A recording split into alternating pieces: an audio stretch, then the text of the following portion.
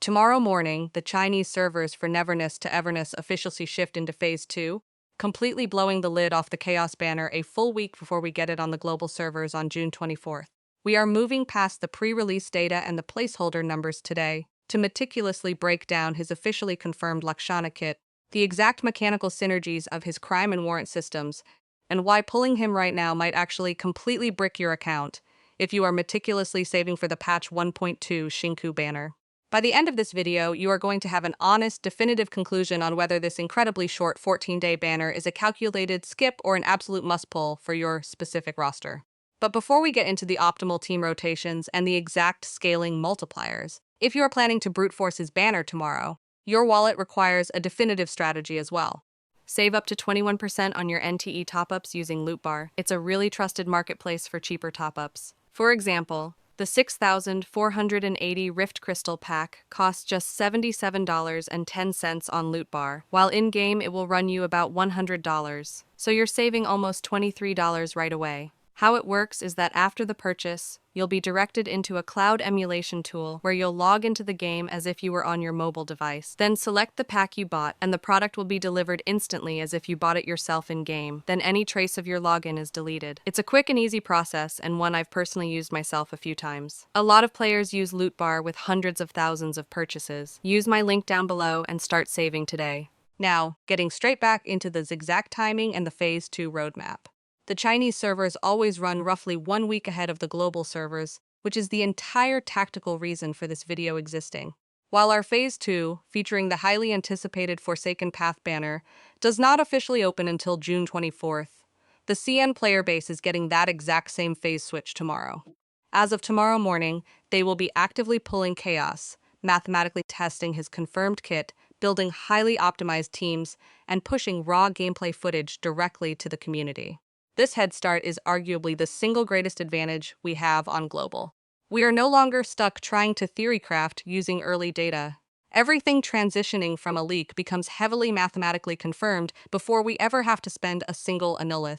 To be completely transparent, the previous videos dissecting his kit were built on pure leak territory, relying on placeholder modifiers and pre-beta terminology that was always subject to change. Here is what is officially locked in from the 1.1 live stream and the concrete CN data versus what was actively shifting around in the background. Chaos is officially designated as an S-rank Lakshana element on-field melee DPS representing ETD6. Let me aggressively repeat that clarification because the early community speculation got this heavily twisted, and it fundamentally changes his team compositions. Chaos, the actual character, does not deal Chaos elemental damage. He strictly utilizes the Lakshana element. Lacrimosa is the character who utilizes the Chaos element. It is an incredibly easy distinction to mix up, but it is critically important to clearly state every single time we discuss his optimal team synergies. His banner, the Forsaken Path, will run for a highly condensed 14-day window on global from June 24th straight through to July 8th. This is officially the shortest limited banner window in the entire patch cycle. Where Lacrimosa enjoyed a comfortable 21 days, Chaos only gets 14. If you are operating as a free-to-play or low-spending player and you legitimately want him, that exceptionally tight window means you have significantly less time to gather your pulls, so you need to mathematically plan your daily farming around that exact constraint immediately. Fortunately, his banner utilizes solid dice. There is absolutely no 50-50 mechanic to ruin your pity, and your built-up pity carries over seamlessly from the Lacrimosa banner. Whatever currency you invested chasing or skipping her is absolutely not lost. It rolls directly into your Chaos fund. Let us completely strip away the generic hype phrases and look directly at the actual mathematical engine running this unit's kit. Notice how the official nomenclature has heavily shifted from the leaked versions we covered previously. His entire mechanical identity fundamentally revolves around a highly interwoven 3-part resource economy: crime, warrant, and the Foghound. Crime functions as his primary charge system and the core engine of his damage output.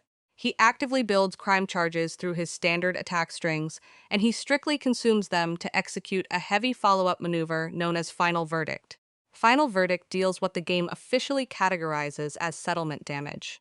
The scaling here is highly linear. The more crime you successfully bank before the cast, the harder that specific follow-up hits. Next is his signature debuff application, officially titled Warrant. Whenever his elemental skill or his ultimate ability successfully connects with an enemy, he permanently marks that target with Warrant, which acts as a massive debuff that amplifies all incoming damage that the target takes by a flat 15% for a duration of 8 seconds. This is the exact mechanical hook that dictates his team-building value. That 15% damage amplification mathematically benefits your entire team, not just Chaos himself. That specific universal multiplier is what makes him incredibly valuable even if you slot him into a sub-DPS role, preventing him from being permanently locked into a selfish solo carry playstyle. You can also actively extend the duration of the Warrant debuff by intelligently spending your crime charges, creating a localized synergy lock where you are constantly trading resources to maintain a permanent 15% damage vulnerability on the boss. The Foghound is the signature visual flavor of the kit, but its mechanical integration goes far beyond simple cosmetic appeal. It actively fights alongside him on the field and statically generates crime charges with every single hit it lands. When you successfully cast his ultimate ability, Retribution, the entire dynamic shifts. Retribution instantly applies the Warrant debuff on hit, massively supercharges the raw multipliers on your final verdict follow-up damage, and immediately forces the Foghound into what is called a Dread Echo state for exactly 10 seconds. During this Dread Echo window, the Hound begins attacking autonomously at a massively increased fire rate, hyperfeeding your crime gauge and allowing you to ruthlessly spam Final Verdict. Everything strictly designed into his kit is built exclusively to set up and then mechanically maximize that 10-second Dread Echo state. That is your optimal peak burst window. On top of the combat utility, out in the open world, the Hound mathematically doubles as a highly custom teleport anchor and a dedicated collectible tracker. You can physically drop it anywhere on the map and warp directly back to it whenever you want, which is a massive quality of life win for efficient exploration. Looking at his dedicated gear, his signature arc is now officially confirmed under the title What's Desired.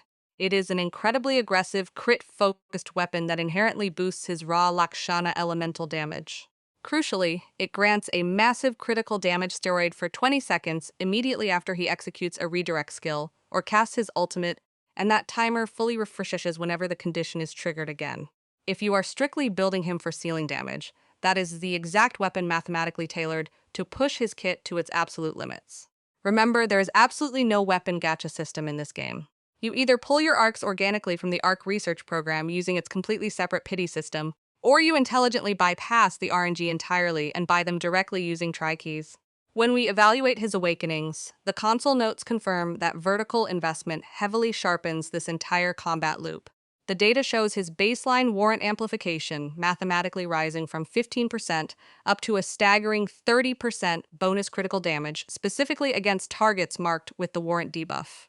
You also unlock accelerated crime generation whenever you attack marked enemies, alongside it a massive inherent attack speed steroid that activates the exact second your crime gauge hits 50 or higher. The mechanical pattern here is painfully clear. Every single awakening level is precisely designed to make the sequence of generating crime, applying Warrant, and unleashing Final Verdict hit significantly harder and flow incredibly faster. However, exactly as it always is with this game's specific design philosophy, he remains completely and fully functional at his base level. Awakenings function strictly as an amplifier, absolutely not as a baseline requirement. Now, we need to address the honest pull context, and this perfectly connects back to the pull priority data we have been analyzing. Here is the highly objective meta-critique that you have to understand before you commit a single pull.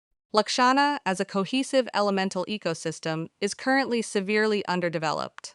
There simply are not many highly synergistic Lakshana support teammates available in the active roster right now. That exact missing roster synergy is the real absolute limitation holding Chaos back right now. It is not the character's fault, and it is not a flaw in his raw mechanical numbers. It is strictly the roster surrounding him. He actively powers high-end Lakshana reactions, and his universal Warrant debuff inherently makes him an incredibly strong damage amplifier for virtually any team composition. However, his absolute mathematical ceiling will only arrive organically as more dedicated Lakshana support characters are finally released into the game. More critically, his specific banner sits directly before the massive Shinku release locked in for patch 1.2. So, for the free-to-play players and the strict low spenders who are meticulously saving their resources towards securing that 1.2 package, Chaos undeniably remains the hardest statistical skip in this entire current stretch. If you genuinely love his aesthetic design and you specifically want that highly aggressive plunge and follow-up playstyle, then he is absolutely worth the investment. But if you are aggressively squeezing every single resource toward 1.2, that is the exact resource tension you have to objectively weigh right now. Looking beyond the immediate banner, Phase 2 successfully keeps a massive amount of high-value content completely active. The 1.1 main narrative story actively continues, heavily featuring both Chaos and Lacrimosa. Furthermore, there is a brand new high-difficulty anomaly area intrinsically tied to this exact phase. High-yield events like the Hunter's Crucible, the Underground Circuit Racing, the Sunward Travelogue, and a completely new combat challenge mode are all running concurrently. These events are actively handing out massive amounts of Anolith, essential funds, elite hunter guides, and various high-tier materials. This entire block is an incredibly combat and farming heavy phase, representing the absolute greatest window to mathematically strengthen your account's foundation and aggressively stack your resources before the 1.2 shift. Regarding the promotional codes, no Phase 2 specific codes have physically surfaced just yet, but they historically drop right around the exact phase switch. I will actively check the servers fresh the second Phase 2 is officially live and bring you any new redemption codes immediately. So, here is the absolute bottom line.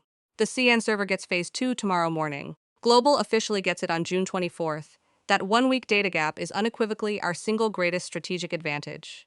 We inherently get confirmed kit footage, mathematically real team compositions, actual raw damage testing, and brutally honest performance data all before we ever have to blindly commit a single pull. Use that data advantage intelligently. Watch exactly how Chaos actually performs mechanically on the CN servers this week. See exactly what optimal teams the top-tier players mathematically land on, and then walk into June 24th with a fully calculated, real decision instead of relying on a completely leak-based guess. I will be aggressively monitoring all the CN gameplay footage all week long, and I will personally bring you the fully verified performance breakdown long before our specific banner opens. Drop a comment, are you aggressively pulling for Chaos right now, or are you strictly holding the line and saving for Shinku in 1.2? I genuinely want to know the community's strategy. Make sure you leave a like if this exact breakdown helped you perfectly plan your account economy, and subscribe right now so you absolutely do not miss that verified CN coverage when it finally drops. Thanks for watching, and I will strictly see you in the next one.